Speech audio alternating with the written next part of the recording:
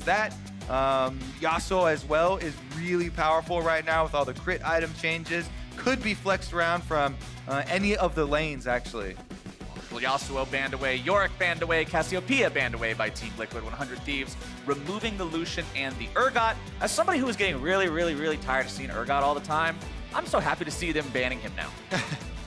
Yeah, I mean, there's a lot, just more fun. There's a lot more room because a lot of the other champions that were right up there with them have received some sizable nerfs. One champion that has not been nerfed is the Ezreal. Very strong pick in the bottom lane. The ability to build double tier items and scale up as a true hybrid has earned him that 63% win rate along with an 85% presence across games thus far this split, and we'll see Doublelift on it this time around. The analyst desk kind of touched on the Coke arms race basically in draft phase, where last game was kind of who's grabbing which amount of long range damage champions. You know, Ezreal, Zoe, Jace, Varus, all these things floating around, and currently also splitting them in this opener. It is going to be very safe bottom lane. Ezreal, Tom Kench here for Doublelift and CoreJJ. CoreJJ has been very good on Tom Kench, both in the Devour timing, saving teammates, but also in the use of the Abyssal Voyage later in the game to supplement some of their side lane pressure and pull off some picks on the enemy carries to then get them objective wins. That's the kind of bottom lane where if you're the jungler on the enemy team, you tell your bottom lane, good luck, have fun, see you for team fights. You don't go anywhere near that thing. Impossible to gank, get any sort of a valuable kill most of the time, as Team Liquid will go ahead and pick up the Jarvan there for themselves as well. 100 Thieves getting the Jace, getting the Sylas. We've seen Sylas do some cool things so far, and Jace has really started to become more and more popular himself.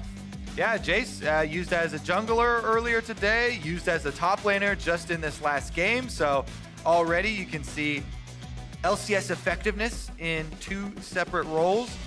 I also really do like it mid lane as a counter pick or a switch in a flex pick into a lot of the weaker laners and some of the mages that could be abused by early lethality. So you're kind of holding this extra card above your hand at the moment, not showing really anything early on here. What we are going to see is that Sejuani locked in for the side of 100 Thieves, making sure Onda's got some front line for these guys, as Gragas will be banned out by the Thieves going into the second part of the ban phase here. They will be looking towards those solo lanes, potentially towards the jungle, the Jarvan being a flex. Means that they do have those extra elements to think about, as Team Liquid will target the AD carry pool. They know their opponents still have to pick those bottom laners, and they want to keep Bang off of something that might be able to 1v9. Yeah, Bang definitely has looked towards late game and should be, you know, theoretically how people are looking at this team was Bang and aphromoo should be able to shot call and carry later in the game with the rest of the 3 guys kind of trying to get them through the early game. Ssumday, super strong laner, and as an aggressive jungler, and huhi's this roaming mid laner, and that's what people thought this team was going to operate as. We'll see if that does play out this way, because if you put these champions into their expected roles, you could either have a Jace top or Jace mid, but then Sylas in the other role, right? And Sejuani is going to be your jungler. So it's basically your solo laners given right now, and that's going to be the top half of the map. So all that's left is what do they want to scale with bottom?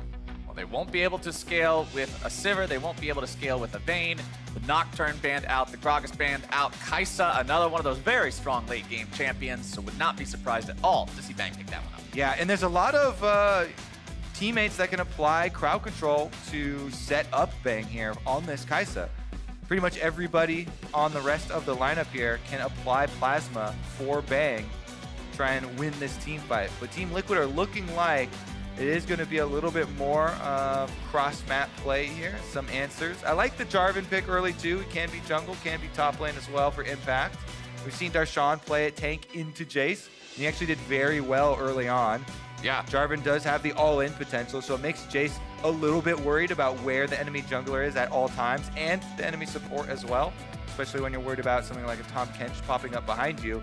You know, a Jarvan EQ ultimate must be respected. Even during the absolute train wreck of a game that CLG had yesterday versus TSM, it was the Jarvan into the Jace matchup that was the one thing that looked like it wasn't on fire for CLG. The Jarvan actually outpacing the Jace by about 10 farm towards the end of laning phase. So we've seen that work up there, but the lock in for the final pick, a champion we haven't seen in a little while, Kobe, the Trundle. locked in for the side of Team Liquid. Alrighty, Trundle on his way right back onto the Rift. Very good at tank shredding, and the Pillar is also always good at helping people hit their skill shots, like the Ezreal. I also do like it with Orianna, because I consider Orianna this kind of zone control mage, which, you know, moving your ball around is technically a skill shot. But if you can kind of corral people into one area by creating the Pillar, creating some terrain, then you can also make it easier to hit those dissonances into your shockwaves as well. And considering you steal a portion of your opponent's armor and magic resistance, when you're up against something like a Sejuani that has a passive that gives you armor and magic resistance, as well as an aftershock that gives you armor and magic resistance, that Trundle can get an immense amount of survivability by using the Subjugate to make sure that he can be that front line for his squad. We saw Xmithie with some clutch saves on Tahm Kench last game. CoreJJ, a guy who's been stepping up time and again for Team Liquid so far since his acquisition in the offseason. I'm sure we're going to see some similar stuff out of him as we load into the game. And since we haven't seen Trundle in a long time, I will remind people that this is not the live Trundle.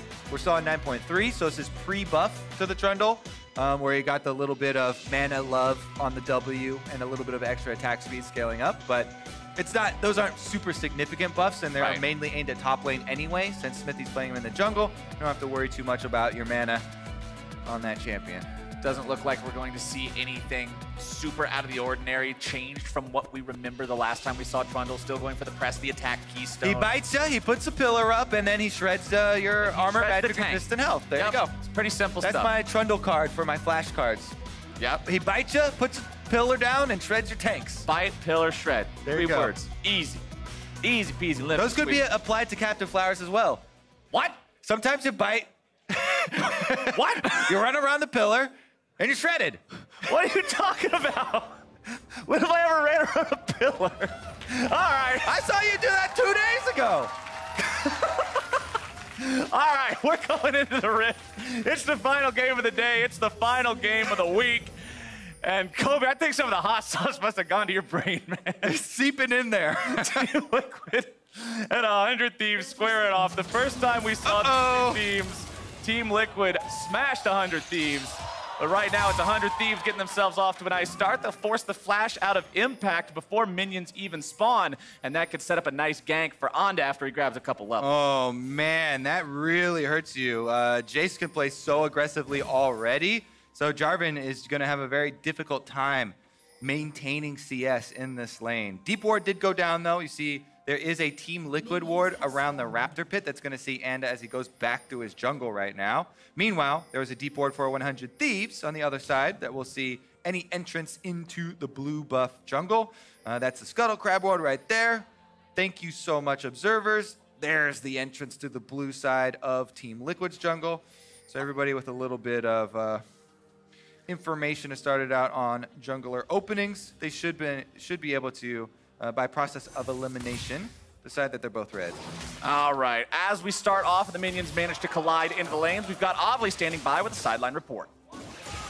Thanks, Flowers. Caught up with Doublelift before this game, and I really hope that he was just trolling with me. He told me that he forgot that they were even playing against 100 Thieves today, so he's feeling pretty confident going against both aphromoo and Peng. Apparently, the solo queue game that he had is more interesting than the game that's going to be played here today, according to him. That's confident Doublelift. Let's see how it plays out.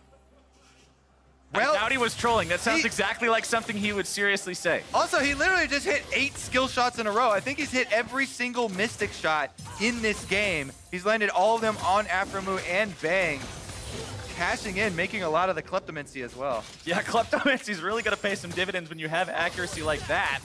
Easy farming up here for Doublelift in the bottom side. Already has himself a couple rewards there from the kleptomancy. Blast from the past, Vision Ward for Doublelift. Oh, baby. Season 1 players will remember this one.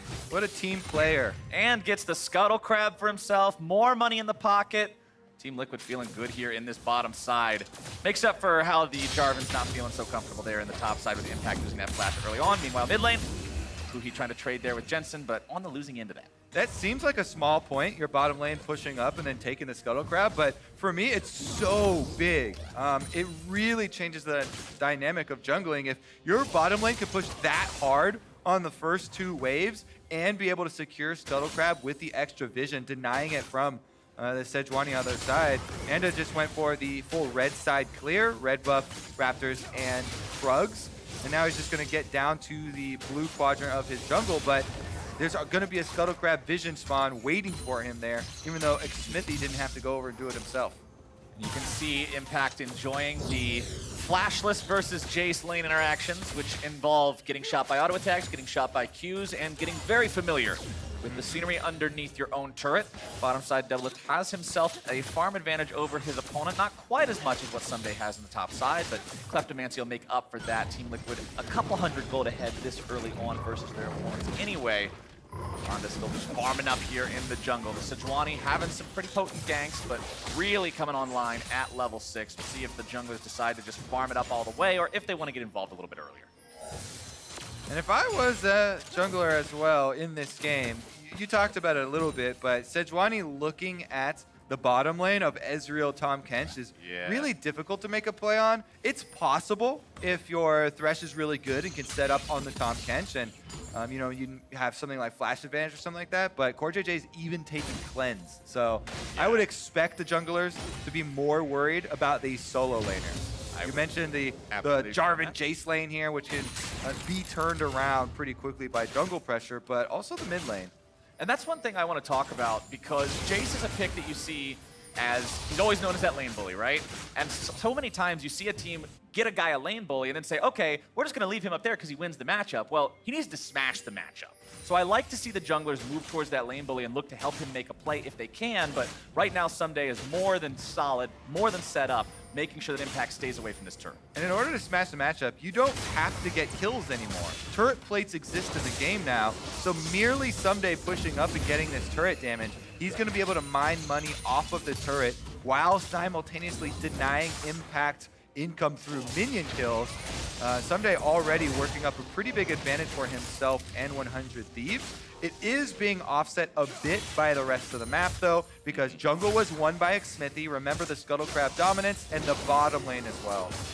Ssumday is completely out of mana here in the top side, so it's finally time to head back to base. We'll be able to return with the TP, and if we look at where he is in terms of price points, he's going to go back shopping with a little shy of 1,300 gold. So we'll see what he decides to buy with that one. Corrupting Potion refreshes, and there is what is expected, the Serrated Dirk for the extra lethality. Oh, teleport gank. And continue the poke, but they make sure that they get in there. Ssumday TP's right back into what could be certain doom.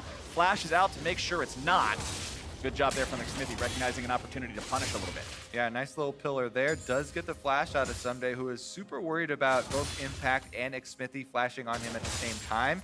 Because if you let him flash on you and then you do it late, the bite from Trundle is going to apply. You get a little bit slow there, and you might get too much burst damage to be able to recover from in your lane. Currently, Sejuani hovering on the top side, trying to prevent against further repeat ganks, since now it's the Jace that's flashless, and Impact here on the Jarvan actually has his back. And look at Jarvan's first buy on going back. He got himself, he picked up the boots and the Ruby Crystal now, but the first shop was a cloth armor and a dark seal. Normally an item you only see on mages built into the Veggies, but he wants that extra potion power. Extra mana means spamming more W shields as well. Mid lane, you've got a 1 versus 1. Jensen versus Huhi, both brought down below half HP, but with Anda hanging around, Jensen does not want to force anything else. Teleports use bottom lane as well, so everybody just using their teleports to get right back to lane. Doublelift on the Ezreal has been able to get the tier and the Sheen purchase. That is the dream purchase for Ezreal. You get to stack up your tier, you get your big burst damage from Sheen procs as well, and everything is just going peachy for the Team Liquid duo down here. They're having an easy time. The Kai'Sa did manage to grab a BS sword on first back, which is what Peng wants to be doing as well, so at least they haven't had a rough enough lane that they got forced out and had to go with a less appealing shop. However, it's still rough going down here as Xmithie still level 5. No ultimate yet available. Same thing can still be said for Anda. Very, very close for Xmithie. He's got one more camp to make that one happen, and then we'll see that tank shredding capability with the Subjugate. Death Sentence not going to find CoreJJ there. Just barely gets himself past the end of the projectile. His top side is another 1 versus 1 between Ssumday and Impact. Ends up going pretty even, and the general rule of laning against Jace is even means you won. So as long as you're just making same progress with him, whether it's health bars, farm, whatever, you're doing all right. Pretty true. Ocean Drake started up again. We're going to have another Ocean Drake death here, Captain Flowers, pretty soon. This one did not live nearly as long as the last one did. really gets stolen away. 100 Thieves are bringing Anda down as well. Thinking about it. Good job there from Team Liquid, and I like what you saw there from CoreJJ. 2-for-1 flash. Yup, he devours his teammate, flashes over the wall. That's a deal. Buy one, get one free. They get out, they get the Drake along with it. That's the kind of play you want to see from Team Liquid. That's proactivity. That's what should define the top of your league. It's value is what it is. Everything they can get. Taking a trip to Value Town. All right, meanwhile, top side, a lot of these control wards used to help maintain vision for Ssumday so he can try and continue playing aggressively. Yeah, really nice zoom out here. Well done. Observers this game are killing it. Let's hear it for the Observers. Hell Look at that vision game. yeah. Thank you, Observers. Like this The respectful unsung crowd heroes of the too. day. All right, but that's all spent so that Ssumday can try and keep up his CS lead over Impact here, throwing those auto attacks as well as shock blasts into the Jarvan, who only has a flimsy little cloth armor to protect him. Hey, he's got a Dark Seal and a Ruby Crystal too. The Dark Seal's protecting He's you? got a ring and a rock. Okay. That'll help him as well as his cloth shirt. I'm gonna argue that a cloth shirt doesn't protect you that well either. Because I'm wearing one, and I feel like I wouldn't be safe if I got shot by whatever Jay shoots. All right, well, maybe a Sejuani heads up there. It doesn't look like Enda's going to go for it, though. I don't know, level 6 Sejuani, they know they have full vision coverage of the area. Maybe it's just not worth his time to show, and he doesn't want to give up too much there, but the Jarvan does have to worry about that possibility, because Sejuani ultimate can be a very big playmaking ability here, so looks like they'll hold on to it, though. 100 Thieves playing fairly patient in this early game. Ezreal's got, Doublelift has half of a Lunchable in his Ezreal inventory. He's got 2 drinks, a cookie, a little fork to eat it with. Everything down here is just all sorts of cluttered in that inventory, but he's still having a great time farming things up. 105 His full CS items. to This is 95. full build, Yeah, Flowers. 6 items. He's already got 3,800 gold for himself, so that Trinity Force or Iceborne Gauntlet or whatever he wants to. But I always say Trinity Force because that's my personal heart-to-heart, heartfelt item. But the Iceborne Gauntlet will be coming along before you know it, and then from there, 9 things times only out gets of 10. better. 9 times out of 10, it is the Iceborne. Iceborne Gauntlet. I know, that's the right call. I said the wrong word, but a man can dream, Kobe. All right, Can dream. there's a few seconds left on the Ssumday's flash, and Xmithie headed up there just on the possibility that Ssumday would keep pushing, but Ssumday's not going to overextend himself on this Jace. That is very important when you're playing a champion like this. If you overextend, you get ganked, you lose your lead, it can all come crashing down so quickly. It's like you mentioned last game, the power of the split push threshold, making sure that you're at that point where you're strong enough that nobody can deal with you 1 versus 1. A single death can set that behind and make it so you no longer meet that mark. Ronda will continue clearing vision out 11 minutes into the game. Still no kills for either side. Liquid continuing to build a slight gold lead for themselves. Let's see if Onda wants to make anything happen on the top side. Nope. Just going to scuttle himself back over the wall and make sure he stays safe. He knows Xmithie's coming around, does not want to get into that fight 1 versus 1. And remember, since we haven't seen Trundle in a while, we haven't seen Sejuani versus Trundle in a while. Big reason why Trundle's always picked into Sejuani, and we go over it every single time, is Captain Flowers! You steal all her resistances, and then she's not a meatball, she's just a ball. There you go. Perfect answer. Full credit, especially if she procs Aftershock and you get your ultimate off during the Aftershock and the Sejuani passive up. You steal all those resistances, then those things drop off, and she can go negative as well. Very, very scary, especially when you look at the fact that the 100 Thieves lineup, that is your meatball. Yeah, you've got Silas and you've got Thresh, who can be kind of tanky, but in terms of the guy that you want soaking damage from 5 people, it's Onda and Onda alone. So if that guy gets shredded, your team fight then becomes a lot more scary to have to deal with and play completely correctly. And as we stated during Champion Select, mechanical errors have been a big problem for 100 Thieves so far. It's CoreJJ looking to make the play here on the bottom side. aphromoo in some trouble, going to be taken down, nearly taken out. Stopwatch keeps him alive as Jensen's now got to be careful. The shockwave's going to bring him back, and that is a big steal coming out from the huhi, but he'll be taken down instead. The slam dunk comes in, and Doublelift cashes in. He devoured Jensen at maybe 25 HP. I thought he was one shot, but CoreJJ to the rescue. plops him in the belly, spits it back out, and Team Liquid find themselves up 2 kills, a bunch of turret plates, and full control over bottom side. Shelly's even coming down the lane to try and help out. Shelly's gonna make the late push up here. She'll slam into the turret, finish off those last couple of plates, and provide even more money. Doublelift makes sure he doesn't go back before the turret plating money comes in. Kaboom! See you later. And those last couple ones are the most difficult ones because there were a bunch of players around the early plates as they fell. A bunch of magic resistant armor added to the turret. Shelly charge does true damage, so it quickly and effortlessly finishes that one off in time. Meanwhile, Ssumday, though, he did his the hard way. Yup. He took his hammer, and he just knocked that turret down, collected all the plates himself as well. 100 Thieves still have a win condition open. It is Jace. Let's see if Onda can make the play happen here mid. Jensen locked up, beat down, taken out, but now can they find even more? 100 Thieves swooping in there with aphromoo, landing the death sentence down on Xmithie. The stun comes through. Huhi looking to find the damage. Xmithie barely getting himself away.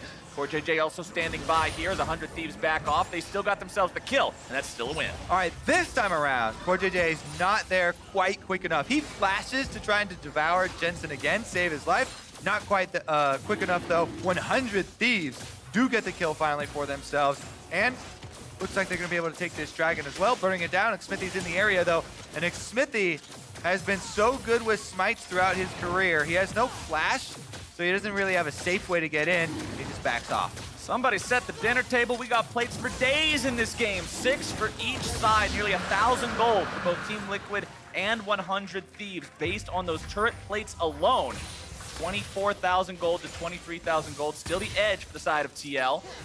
Checking in. I gotta do it, Kobe. We're doing a stopwatch check again. Xmithie and CoreJJ, frontliners for the side of Team Liquid. They got them. They're ready to go. Over on the side of 100 Thieves. But what's this? How are you even gonna tell the time? We got one stopwatch and it's broke. I am not a fan. You need more. All right, no stopwatches. They don't need them. Regardless, we are pushing into the first completion of major items. Burst damage for Orianna. Jensen was able to finish up his Luden's Echo. And then Jace, that Ghost Blade that we talked about, giving him so much push. I mean, you were talking about turret plates. 5 of the 6 that 100 Thieves took were taken by Ssumday. So all that money went to Jace. He's the one who's eating good tonight, and he's already got his Ghost Blade. And this is your, as you said, this is your win condition. This is your hero for 100 Thieves. This is the guy that you need to be playing around, facilitating, enabling. Because if he doesn't win, how's everybody else going to stack up? We already mentioned how Xmithie is going to really make Onda's job difficult by subjugating all the stats in the team fights. Mid lane, Jensen's still out-farming Huhi. Even though it's by a little, the Sylas can still be plenty relevant as the team fights break out. But again, you really want to hit level 16 on him to steal multiple ults per team fight. And bottom side, we already talked about how much of a lead Doublelift has built up for himself. That Iceborne Gauntlet completed already, and the Mana Moon at about 600 out of 750 on that mana stack. Yep. Currently, Peng on the Kai'Sa does have the Q evolution. It's got all the flat damage necessary. He can later combine these items into his Infinity Edge plus his Rage Blade. So the typical Kai'Sa scaling that you're used to will come through, but right now, Impact. Nice job coming out there from the side of 100 Thieves. Onda wants to flash forward to make something happen. CoreJJ's coming in with the Abyssal Voyage, decides to cancel it out, doesn't want to bring them down because they realize they won't be able to find the catch in time, but that was the instant steal the ulti and slam the Jarvan with it coming out from Huhi. Unfortunately for him, not enough to secure the kill for 100 Thieves. Yep, very quick reaction time there. That's one of the biggest things that we point out with the Tahm Kench is how it really enables the side lane push, able to save Impact there with the threat of the Tahm Kench coming in. It's not just the Tahm Kench, it's he always has Doublelift with him. What has he eaten recently? Ezreal. Yeah, exactly. What's in his belly? Probably somebody that's going to do a lot of damage if you let him get near you. Jensen finding some poke down onto Ssumday here. Seems like we've sort of just accepted the fact that Team Liquid has chosen to no longer put the Jarvan up against Jace. They said, all right, Impact, you've suffered enough. We'll send Jensen up there. He can probably deal with it a little bit more handedly. Doublelift taking some shots at his old lane opponent. Peng finally fights him off. He says he's my support now. Leave him alone. Leave him alone. Ssumday on the top side, though, he might get done. Ssumday in some trouble. CoreJJ and Doublelift looking to find the damage. The tongue seals his fate, and Jensen picks up the 300 gold. There it is. Very, very quick usage of the Abyssal Voyage again in quick succession. Team Liquid get the kill. 100 Thieves, though, will want to answer with mid-turret. Will they get caught? They're getting collapsed upon. Xmithie coming in, drops down the pillar, Impact goes over the wall. aphromoo flashing away to keep himself alive. Impact finds some more. He manages to dunk 2 into the dome. He takes down aphromoo, and Onda's still stuck. Impact doesn't want to chase it any further. Hit by the Void Seeker means that Kai'Sa could swoop in and try to finish him off, but Team Liquid will still take a 1-for-0. Tom Kench. He just gives you so much of an advantage in rotating from objective to objective. Top turret, they make the dive, they get the kill, they get the pick, then back to mid lane. They catch 100 Thieves with their hands in the cookie jar, trying to take down the mid turret, and they get the kill for themselves. Plus, they also have the turret advantage. Now all outers have been taken by Team Liquid. I'm beginning to think CoreJJ can make a montage out of any champion. The man is just playing out of his mind. The save, the rotations, everything has been on point so far here this game.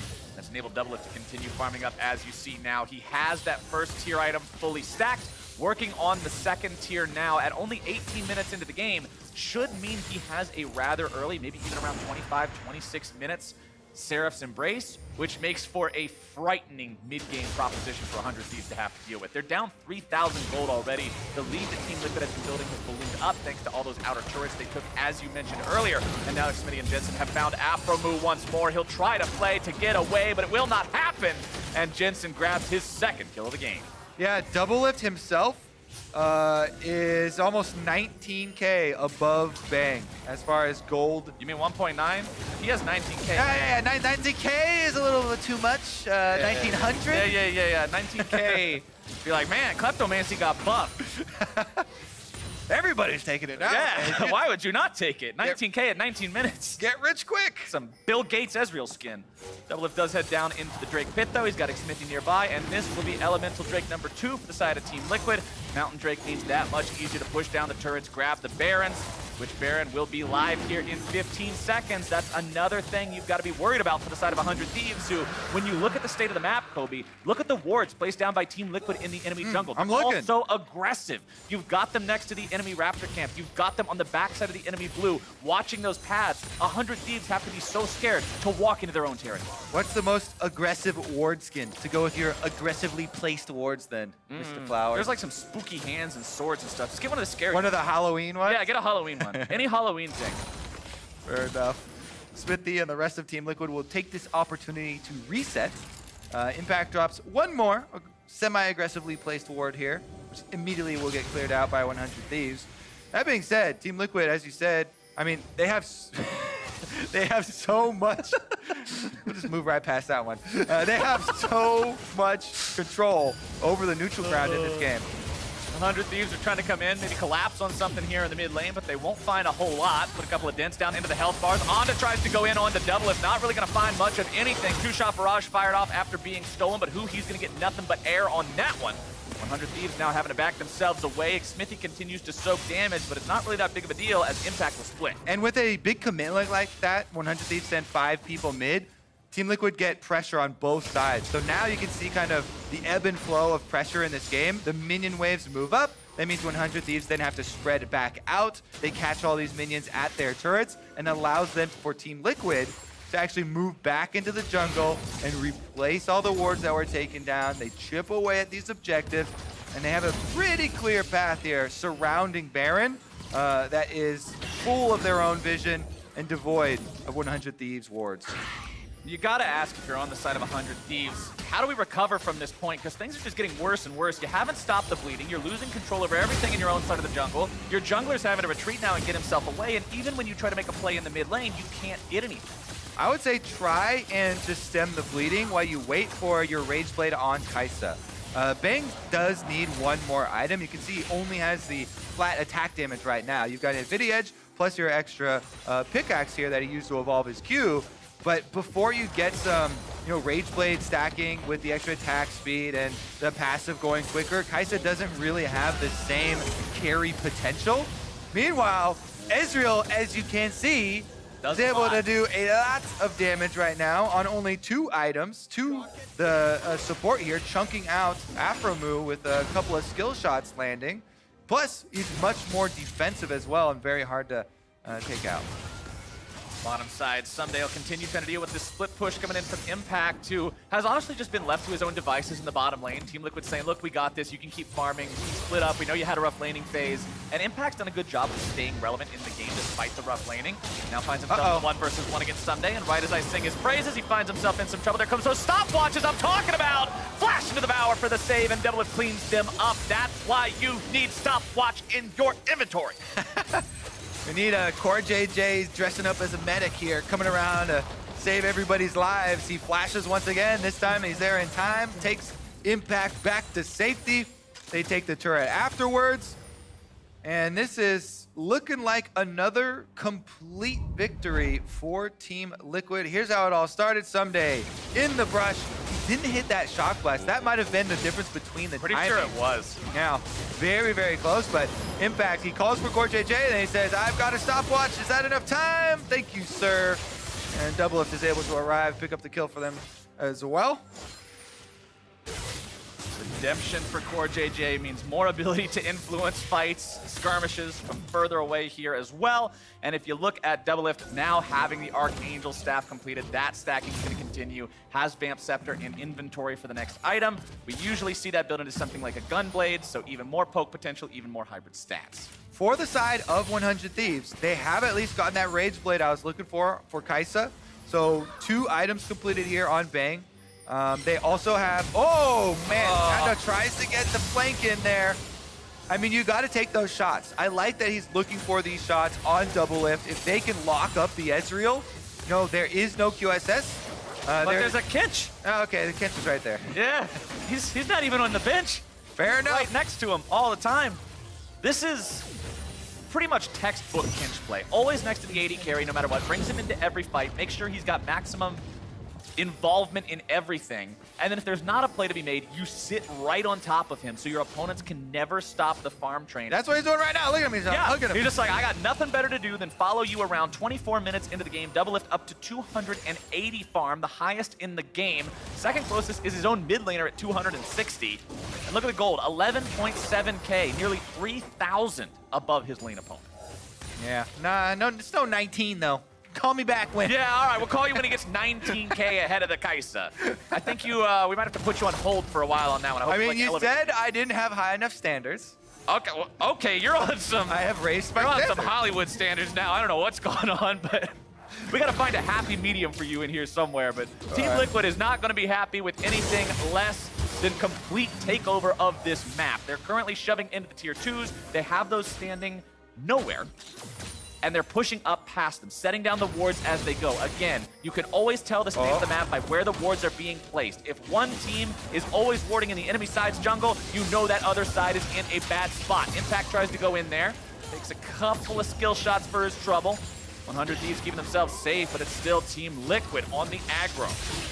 It's interesting how Team Liquid are not pulling the trigger on setting up this Baron. When they have completely starved 100 Thieves of vision, they're still playing it. I mean, it's only 26 minutes into the game, but they're still playing it without extending any sort of possible olive branch or any opening for 100 Thieves to make one of those team fights turn around in their favor. They are going to give up a lot of positioning around the Baron. This is good timing for 100 Thieves to get some vision back that lead up to this very important objective. Team Liquid took a stop there and got the Ocean Drake instead on their recall. But at the same time, Team Liquid coordinated. They know now's the time for Baron. Look at the inventory. Take note, solo queue heroes. This is what you need. Baron is one with control wards, 2 in the inventory for every player on the side of Team Liquid, so they can move up and make a war of vision attrition here around the Baron pit. You're going to see them spot out a couple of those vision wards from the side of 100 Thieves, and as the map gets darker, things get scarier for the side of 100 Thieves. Everybody's going to be afraid of the dark on this one because that Baron could be taken at any point. There's so much damage on the side of TL. Yeah, the only thing you cannot clear out with control wards, no matter how much you pay for, is... Yes, the observers have it correct. Scuttle Crab. The Scuttle Crab cannot be bought, Steve. He's got high standards. You can't just pay him off. He's immune to the bribe. As 100 Thieves will try to fight for vision in their own side of the jungle here. Control Ward going to be bopped out by Xmithie, making sure that they don't let 100 Thieves have even an inch. As Impact continues to push on the bottom side of the map, has the TP ready to go if he has to join the rest of his team. Ssumday also has a TP ready, but you can see him hanging around with the rest of the team for now. He doesn't want to even have to wait the 4 seconds for the TP to complete. He just wants to be there for the fight, but now he has to go answer Impact. All right, Team Liquid closing in. Impact's got those minions all the way up to the turret. Likewise for Jensen and mid lane. Gonna get these lines all the way up to the inhibitor turrets. Not a lot of damage actually sustained by the actual structures. 100 Thieves still keeping their defenses on the last line very strong. So they don't have to panic yet, and they're still looking for that opportunity to strike back. They need a very, very good numbers advantage, timing window to be able to pull this off, because they have fallen very far behind in gold. So their actual power in inventory from items purchased is far below. Now they're getting chased out. Xmithie throws down the pillar, but the lantern is there to keep on the safe. Team Liquid still just in complete control of this. When you say that 100 Thieves is looking for a small window, but at this point, it's just a hole in the wall you can barely see through. Get your drill out. Yeah, you're gonna need a drill to try to make something out of this, because 100 Thieves are just in a spot where they're 7,000 gold behind. Team Liquid has complete control over the area. Onda will need to make some sort of a miracle steal onto the Baron buff. Impact looking to block him away. CoreJJ devours the enemy jungler, wards the lantern, and seals his fate. CoreJJ, that man is a monster. He does it all, Captain Flowers. CoreJJ is going to be able to devour Onda, and that is now going to be a 5v4 Baron power play. Team Liquid are knocking at the door. Team Liquid should have nothing stopping them now. It's a 4 versus 5 for a team that is very far behind. 100 Thieves have no way to defend against this one. They just have to watch as the turrets and inhibitors are turned to rubble, and you can see Impact already priming the next wave there in the top lane. All right, looks like it might be a partial reset here for Team Liquid. Everybody going back with their Baron cash to spend one more round. And I think one more round is all that's left in the tank for this one, Kobe. It's very dire for the side of 100 Thieves. I don't really think there's anything you can do besides pray for critical Team Liquid errors. But at this point, Team Liquid has played this game so slowly, so methodically. As you already mentioned, they're not giving their opponents any sort of a chance to claw their way back in this one, not taking those unnecessary risks. I really don't see them all of a sudden just deciding to go completely crazy and ram their head into the wall of 100 Thieves. And how do you even deal with this? You gotta go on Jensen. There's a way. Everybody go! Back into the brush. Yeah. There's not much, man. Yeah, I mean, there's not very many opportunities, so you kind of have to group up as 5 and just try and pounce on someone. Throw the Sejuani ultimate, throw the Silas at him, throw the Thresh as well, and just hope you can lock one person down, kill him off quick enough before too many defenders arrive. You know what the problem is? Ssumday's only got one Ghost Blade. What the problem is? Ah, I see. Yeah, only one Ghost Blade for Ssumday. We learned last game, 2. Yeah, and then you sell it for the Duskblade, so he kind of skipped one. A step. You've got to, it's all about the methodology. Turret under siege, already taken down before the Thieves can even get in position to deal with this. This is what I was talking about with that Ezreal. Once the 2-tier items are completed, the damage is absolutely obnoxious. So much from so far away. As Team Liquid keep themselves in a good spot. The ulti came out from Onda, doesn't accomplish anything. That's a big tool, no longer available to use. Huhi goes ahead, steals the subjugation from the Trundle. Maybe that'll soften somebody on Team Liquid up enough for them to be able to find themselves a kill, but it's highly unlikely. Impact still on the top side, pushing onto this tier 3 turret. The rest of Team Liquid applying pressure to the Nexus turret. Look at how much damage Doublelift is doing. 100 Thieves are almost completely out of options. The dunk comes in and Team Liquid goes for it. Huhi goes into the stasis immediately. Impact gonna be soaking some damage. Shockwave not gonna find much of anything. Everybody from the Thieves still alive, but ever so barely. Nexus now gonna be the target. Team Liquid doesn't even need the kill. Ssumday runs in. He's finally got the stopwatch, but it's too damn little, too damn late, and Team Liquid will start the second round robin, just like the first. And that's gonna do it for our halfway point of the LCS spring. How did you enjoy yourself, Captain Flowers? This was quite an adventure here for Team Liquid. These guys have shown time and time, except not that time with TSM, and time again, how strong of a team they are. I like that one quite nicely. Yeah, they definitely seem destined for the finals once again, headed that way. Meanwhile, 100 Thieves, a team that was also in the finals versus Team Liquid just 1 year ago in spring, seem like they have a hole to dig themselves out of right now. Absolutely, and I want to, again, sing the praises of CoreJJ. You heard it 100 times during the cast. You're going to hear it 100 times more over the course of this split because this guy just performs game after game after game after game. Always there to save allies, always there to make the rotational plays, always there for the catches. Every single time this Kinch needed to be doing something, he was there. Definitely deserving of high praise here, and it makes a lot of sense when the team with back-to-back championships makes upgrades in 2 positions. Yeah, they're going to be formidable. CoreJJ and Doublelift showing that they are the bot lane to compete with in But LCS right now. Team Liquid haven't shown me that they can win an LCS game while eating hot sauce. I casted one while eating hot sauce. You heard him, Team Liquid. You heard him, Steve. Then I'll be in. It's time for some hot sauce chips next time, maybe. We'll see. Maybe if week 9 they're guaranteed locked into first seed or something like that, they just go all out, do the hot sauce chip eating challenge. You know, Xmithie has to play Lee Sin actually blindfolded or something. You have to all cosplay your characters while eating chips. And then we release a skin line of those characters eating chips. I'm printing money. But to break down that win and close out the day, let's send it back to the State Farm Analyst Desk. Thank you very much, Captain Flowers. TL with another big win here to start the second half of the split, the back 9. 9-1 is their record here. Solid, almost easy win against 100 Thieves, even with a few things not going their way right out the gate at level 1. Yeah, I mean, Impact losing his Flash and Jarvan versus Jace is probably not going to be a fun time. Not ideal. He fell behind. You're in a poor matchup, and then you have no Flash. Yeah, and you saw him kind of lose a TP, but it was fine because bot side of the map was going great, and they helped him out a lot. Right, I think something really cool is CoreJJ's use of his ultimates. He had 3 different ones where he was able to go through a sideline this game and got something going for his team. He had this one here early in the game, then mid-game he rotates to mid lane with Doublelift, and then you see a 1-3-1 coming from Team Liquid, where the CoreJJ just keeps ulting off through the side lanes and like, hey, I'm here, you're not 1v1ing my side laner. Yeah, I mean, the fact that Impact stayed cool, got his farm, then was able to start slam dunking kids, and like we said, CoreJJ, absolutely monstrous pick off, and the Jace never really got off the ground. They did have Sejuani kind of hovering a little bit, but they didn't translate that into kills. You kind of heard the casters talking about how you kind of need to slam lane as Jace. Probably didn't slam lane hard enough, and then eventually, yeah, Team Liquid just so slow and controlled around neutral objectives. It's like you don't have a chance to find a crack in the armor because it's just like we wait until there's no hope for you to potentially contest this objective. Yeah, it's one of those situations where it feels like Team Liquid took a couple early punches to the face, but they're just too resilient. And then they recover almost too quickly, and from there they win out through team play, macro play, and just ultimately control over the map.